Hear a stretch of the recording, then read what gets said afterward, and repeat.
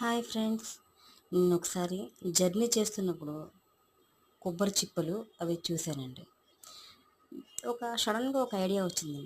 ఆ ఐడియా జీవితాన్నే మార్చేస్తుంది అంటారు కదా.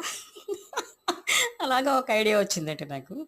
దీనిలో కొంత ధాన్యం వేసి పక్షులకి పెడితే ఎలా ఉంటుంది, తింటాయి కదా అని ఐడియా వచ్చింది. అంటే బట్ ఏంటంటే, నేను ప్రతిసారి జర్నీ చేసినప్పుడు క్యారియర్ బ్యాగ్లో రైస్ కానీ ఏదైనా ఒకటి ఐటెం పట్టుకెళ్తూ ఉంటానండి. అది ఇప్పుడు ఉపయోగపడింది. ఆ రైస్ పోసి ఒక చెట్టు దగ్గర పెట్టానండి. అవి కూడా తినొచ్చు కదా, వాటర్ ఒకటేనా, ఒక్కొక్కసారి ఆహారం కూడా దొరకకపోవచ్చు పక్షులకి. అందువల్ల అది కూడా పెట్టొచ్చు కదా అని ఐడియా వచ్చింది, పెట్టానండి. మనం భూమి పైన పెట్టిన ప్రతి ఒక్కరిలోనూ మంచితనం ఉంటుందండి. కానీ మనం మంచిది బయటికి తీయం అంతే. వాళ్ళు మంచోళ్ళు కాదు, వీళ్ళు మంచోళ్ళు కాదు అనుకుంటుంటాం. కానీ ప్రతి ఒక్కరు ఈ భూమి మీద పుట్టిన ప్రతి ఒక్కరిలోనూ మంచితనం ఉంటుందండి. ప్రతి ఒక్కళ్ళు దేవుడితోనే సమానం. ప్రతి మనిషి దేవుడితోనే సమానం అండి.